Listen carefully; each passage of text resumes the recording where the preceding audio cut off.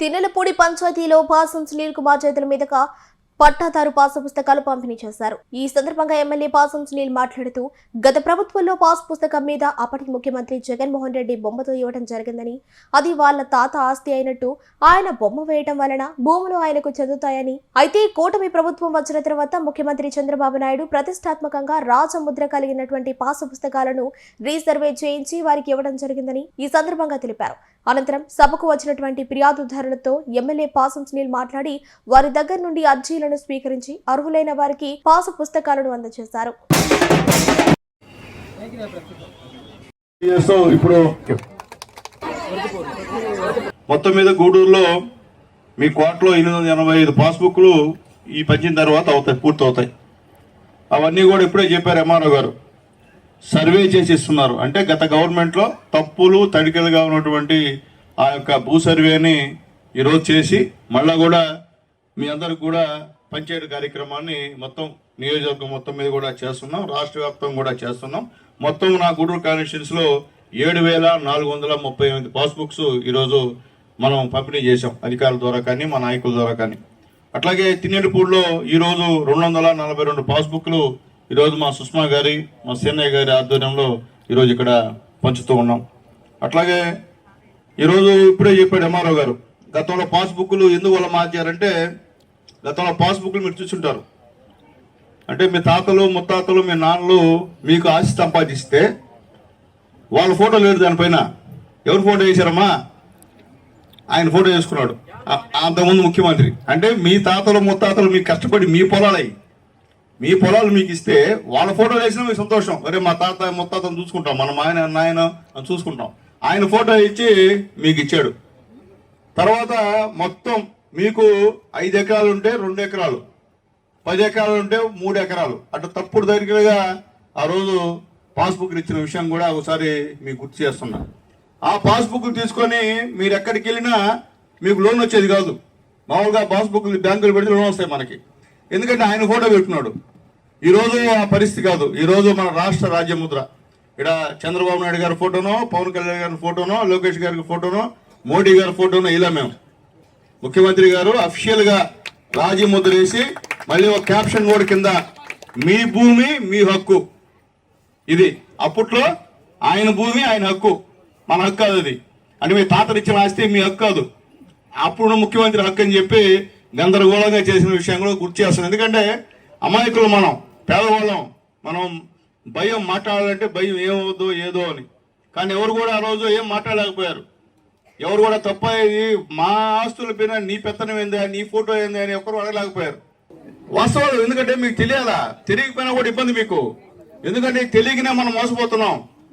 అట్లాగే ఇంకోటి కూడా ముఖ్యంగా మీకు చెప్పేయంటమ్మా, ఈరోజు మహిళలంటే చంద్రబాబు నాయుడు గారికి ఎంతో ప్రాణం. అందుకనే ఈరోజు మా సరువు చెప్పినట్టు మీ అందరికీ ఉచిత బస్సు వేశారా లేదా? ఈరోజు తెలుగుదేశం పార్టీ మా సరువు చెప్పినట్టు సూపర్ 6 లో ఏమైతే చెప్పామో అవన్నీ చేసి చూపిస్తున్నాం. ఈరోజు ఫ్రీ బస్ పెట్టాం. అలాగే 3 గ్యాస్ సిలిండర్ ఇస్తున్నాం. మీ ఇంట్లో ఎంతమంది బిడ్డలు చదువుతుంటే అన్ని 15,000 మీ అకౌంట్లో వేస్తున్నాం లేదమ్మా? చెప్పింది చేసామనే తెలుగుదేశం పార్టీ. రావడం 1000 రూపాయలు పెంచాం, 3,000 పెన్షన్. ఆయన 500 పంచుతా వచ్చాడు. మేము గెలవడం, చంద్రబాబు నాయుడు గెలవడం, 1000 రూపాయలు పెంచి 4,000 పెన్షన్ ఇస్తున్నాం. ఇప్పుడు మేము 4,000.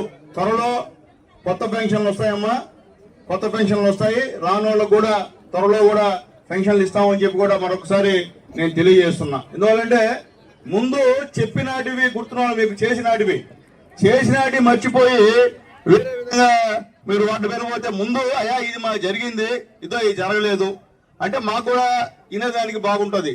మీరు అన్ని సహాయాలు పొంది, ఎందుకంటే ఈ ఊర్లో గతంలో నేను ఎమ్మెల్యేగా ఉన్నప్పుడు మా సుష్మా గారు ఇక్కడ నాయకత్వం వహిస్తున్నారు. అప్పట్లో చాలా సిమెంట్ రోడ్లు వేసాం ఇక్కడ. ఏమ్మా సుష్మమ్మ, చాలా వేసాం సిమెంట్ రోడ్లు.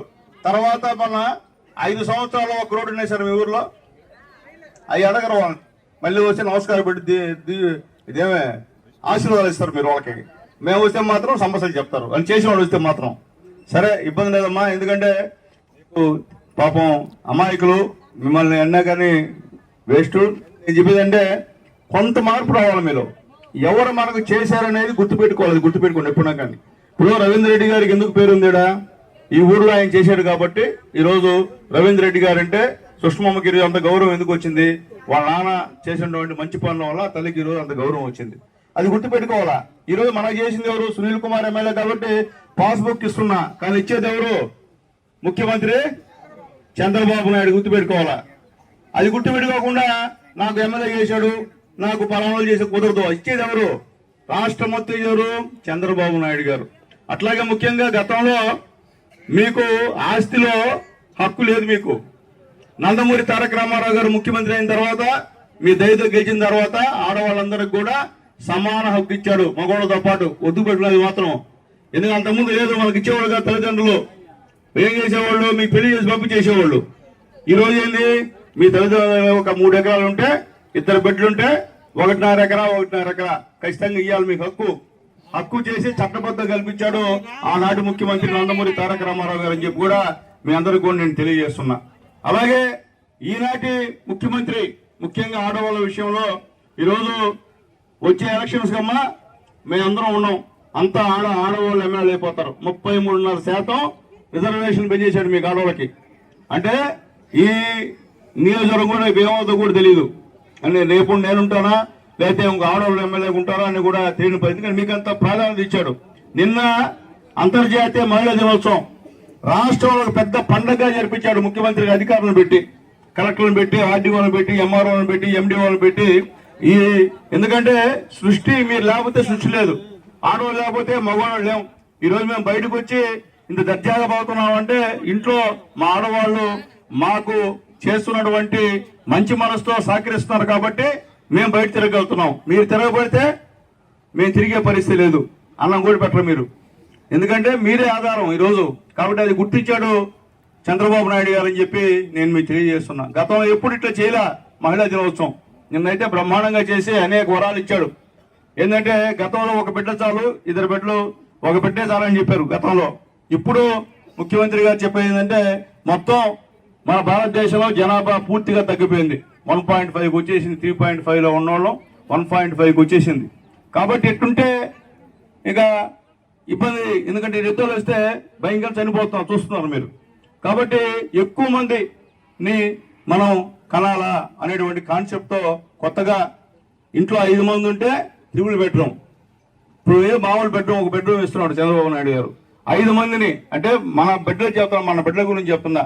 అంటే మనం కాకపోయినా మన నెక్స్ట్ తరం మీరు 5 మంది బిడ్డల కంటే 3 బెడ్రూమ్లు ఇల్లు ఇచ్చానని చెప్పి చంద్రబాబు నాయుడు గారు చెప్తున్న విషయాన్ని కూడా మీకు ఒకసారి నేను గుర్తు చేస్తున్నా. అంటే జనాభా పెరగాల్సిన అవసరం కూడా ఉందని చెప్పి నేను తెలియజేస్తున్నా. అట్లాగే చదివేదానికి కూడా మీకు 5 మంది బిడ్డలు ఉంటే 5 మంది బిడ్డలకి 15 వేలు. కాబట్టి ఎక్కడ కూడా తగ్గడం ఆయన ఖచ్చితంగా ఆడవాళ్ళు సహకరించాలి. ఎందుకంటే ఆడవాళ్ళు లేకపోతే ఈరోజు ఇందిరమ్మ తల్లి మీకంతా తెలుసు. ఆ తల్లి ఎంతమంది పేదవాళ్ళకి సహాయం చేసిందో, ఎంతమందికి భూములు ఇచ్చిందో ఆ తల్లినేది లేకపోతే ఆడవాళ్ళకి గుర్తింపు ఉండే పరిస్థితి కాదు. అలాగే మదర్ తెరీసా మీకు తెలుసు. ఆమె ఎంతమందికి ప్రాణాలు పోసిందో, ఎంతమంది సేవ చేసిందో మీకు తెలుసు. నేను ఏం చెప్పేది ఏంటంటే ఒకటే, తల్లిని గౌరవించాలా, మా మగవాళ్ళందరూ తెలియజేస్తుందా. భార్యని ప్రేమించాలా, అక్క చెల్లెల్ని ఖచ్చితంగా తల్లిని పూజించాలా, భార్యని ప్రేమించాలా, అక్క చెల్లెల్ని గౌరవించాలా. మహిళలకి అందరూ కూడా చేతులెత్తి నమస్కారం చేయాల్సిన పరిస్థితి ఉందని చెప్పి కూడా నేను తెలియజేస్తున్నాను. ఎందుకంటే మీరు లేకపోతే ఈరోజు మా పరిస్థితి లేదు. కాబట్టి ఈ యొక్క సమాజంలో ఆడవాళ్ళకి అటువంటి ప్రాధాన్యత ఉందని చెప్పి కూడా మీ అందరికీ నేను తెలియజేస్తూ